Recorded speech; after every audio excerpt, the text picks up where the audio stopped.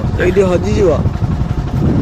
पूरा नटी देखु ये जी पशब हजिजार संभावना अच्छे पूरा नाड़ी जाए काठ पुलटी देखु बहुत सुंदर भाव कढ़ाई। हेलो फ्रेंड नूतन ब्लॉग को स्वागत। आज आम एक घरिया गाँ जाऊँ देखु काठ पुल ही चाह भरोसा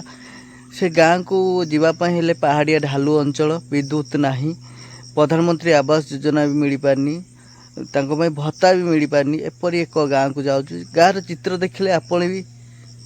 मुंडे हाथ देदेवे एमती एक गाँ को जाऊँ एत कदर्य रास्त आप देखिपे काठ पुलर चित्र ये चित्र देखिले वास्तव चित्र आप मन पड़ एत वर्ष स्वाधीन हो पराधीन भाई जीवन यापन कर काठ पुल ही साहा भरसा आसतु जीवा आज ब्लॉग टी देखा देखिपे ये रास्ता देखना जावाई पड़ा ये हजिज पूरा नटी देखु ये जी पशब हजिजार संभावना अच्छे पूरा नाड़ी जाए काठ पुलटी देखु बहुत सुंदर भाव कढ़ाई। ये बाइक जीव कि नहीं संभव नहीं कष्ट जाऊँ देखा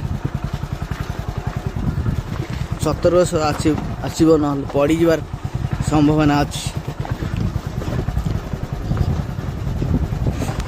ये रास्ता दे एक गाँ को जीवाई पड़ो गाँव में बहुत असुविधा रोचंती ये काठ पुल ही साहा भरसा देखिपे भांगे ना बाइक आसतु सतर्क ना पड़ार संभावना अच्छी पड़े पानी एकाथे पड़े देखो के धीर स्तर आसती पिंपुड़ी आसला भाई से आसते युवक भाई जन कि स्टाइल चाली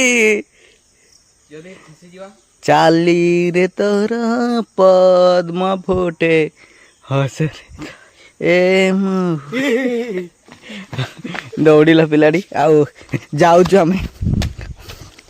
गोटे सुंदर अच्छी मठटीए विराट जंगल भितर देखु केते विराट जंगल टी आम चल चल के सरू रास्ता ये रास्ता दे गोटे आम अनुसंधान जाऊँ गोटे जंगल भितर घरटी अच्छी से घर को जाऊँ केमी जंगल भितर जीवन यापन करुँच एत भयभीत हाथी भालू भय गोटे घर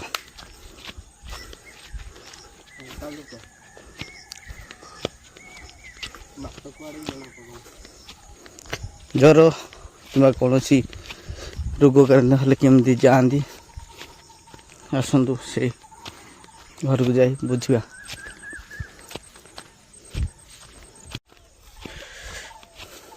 हम बहुत बाट चल चली आसला पर बहुत जंगल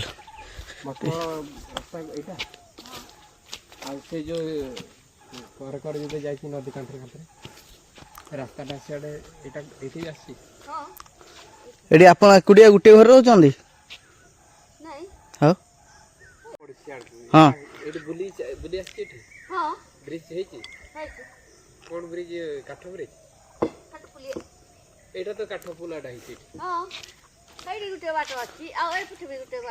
अच्छा एते जंगल भितर भय लगे किछि नहीं आपन प्रधानमंत्री आवास योजना मिल जाई घर मिली भत्ता एते जंगल हाथी भय थी बाघ भालू नहीं बाघ भालू भय थी सहित रही जाऊच संगात मैतर बसीच भत्ता मिलूनी चाउल चाउलटा मिल जाऊँ को पंचायत जाऊँ माने आपन घर एठी ना कोडी घर एठी किमती काम करतले जे सेआडे सेठी सबु लेखा एठी। अच्छा एठी रहू नांती मठटा केते बाट हो मठ आइडा नहीं एठी जो संध्या टाइम रे प्रवेश आ हे छुआडा से भी जाउनी एडा जियो मोर एडा रुगणी हे गलानी जर जर रे हां जर पड़ी कुसुम भी एठी अछि हां ଏଇଭଳିଆ ଘର ଦେଖ ଜରି ପାଲ ରହୁଛ ପାଣି ଗଳୁନି ନାଇଁ ତୁମ ତ ସବୁ ନାହିଁ କହୁଛ ଏତେ ବଢିଆ ଘରଟା ବନେଇ ସୁନ୍ଦର ଘରଟେ ପୁରା ବନେଇଛ ଆଉ କଣ କରିବ ଗରିବ ଲୋକ ଆଉ ହଉ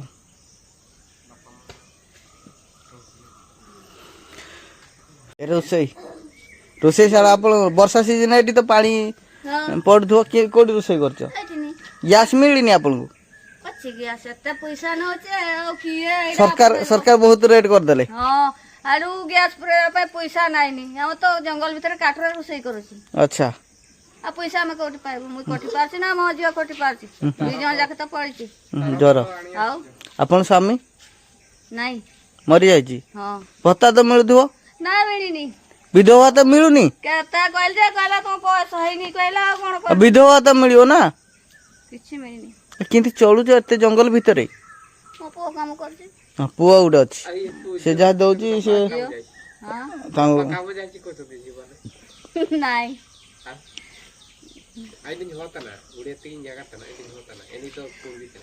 ಉರುಮ ಹೋತನ ಅವನ್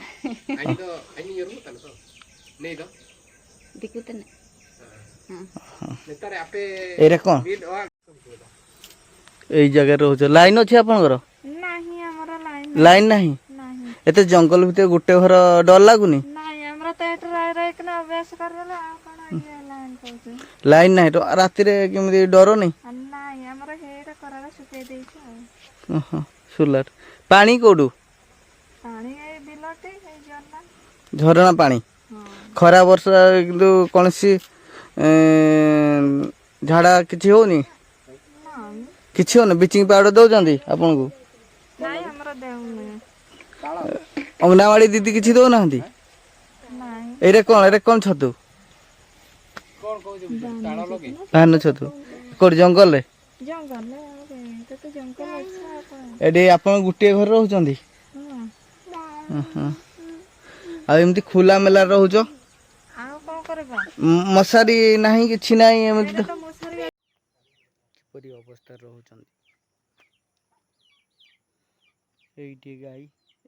ଏଇଠି ମଣିଷ ଏଇଠି ଗାଈ ଆଉ ଏଇଠି କୁକୁଡ଼ା ମଧ୍ୟ ଗୋଟିଏ ଘରେ ସମସ୍ତେ ଚଳବିଚଳ କରନ୍ତି ଏମିତି ଏକ ଦୁର୍ଦିନ ଗୋଟେ ପରିବାର ଜୀବନଯାପନ କରୁଛି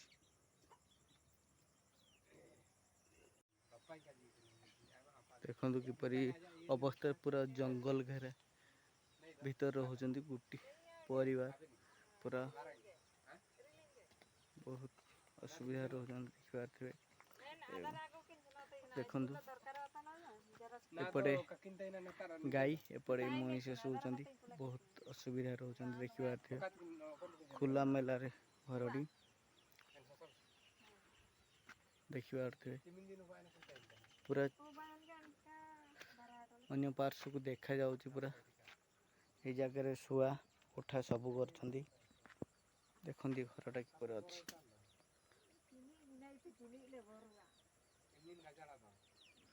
ବହୁତ ଅସୁବିଧା ପ୍ରଧାନମନ୍ତ୍ରୀ ଆବାସ ଯୋଜନା ପାଉନି କୌଣସି ଯୋଜନା ଝର ପାଣି ହିଁ ତାଙ୍କ ପାଇଁ ସାହା ଭରସା ରାସ୍ତା କହିଲେ ପୁରା ଏଠି ମଣିଷ ଚାଲି ଆସିବା ଦରକାର ଗୋଟିକିଆ ଏଠି ରହୁଛନ୍ତି ବହୁତ ଦୁର୍ଦିନର ରହୁଛନ୍ତି ଦେଖିପାରୁଥିବେ ହଉଥିବେ ପୁରା ବିରାଟ ଜଙ୍ଗଲ ଭିତରେ ଘରଟି ଆଉ ଘରର ଅବସ୍ଥା ଆପଣ ଦେଖୁଥିବେ କିପରି ଅନୁମାନ କରୁଥିବେ ଏଇଭଳିଆ ବି ଏବେ ମଧ୍ୟ ସରକାର ବହୁତ ଯୋଜନା କରିଛନ୍ତି ଗାଁକୁ କିନ୍ତୁ ଏ ଗାଁ ଦେଖିପାରୁଥିବେ କିପରି ଅବସ୍ଥା ରହୁଛନ୍ତି ବଣ ମଣିଷ ଭଳିଆ ଜୀବନଯାପନ କରୁଛନ୍ତି ଏମିତି ଏକ କଦର୍ଯ୍ୟ ପରିବାରଟିଏ ରହୁଛି ଦେଖିଲେ ଆପଣ ବି ଆଶ୍ଚର୍ଯ୍ୟ ଲାଗିବ ସ୍ୱାଧୀନତାର ଏତେ ବର୍ଷ ବିତିଗଲେ ମଧ୍ୟ କଦର୍ଯ୍ୟ ଜୀବନଯାପନ ଜଙ୍ଗଲ ଭିତରେ ବଣ ମଣିଷ ଜୀବନ ପ୍ରଧାନମନ୍ତ୍ରୀ ଆବାସ ଯୋଜନା ପହଞ୍ଚିଛି ନା ପାନୀୟ ଜଳ ନା ବିଦ୍ୟୁତ କୌଣସି ସୁବିଧା ତାଙ୍କ ପାଖରେ ପହଞ୍ଚି ପାରିନି ଏମିତି ଏକ ଗାଁର ଚିତ୍ର ଆମେ ଦେଖୁଛୁ ଆପଣ ବି ଲଜ୍ଜିତ ଲାଗିବ ଦେଖିପାରୁଥିବେ ଘରର ଅବସ୍ଥା କିପରି ଅଛି।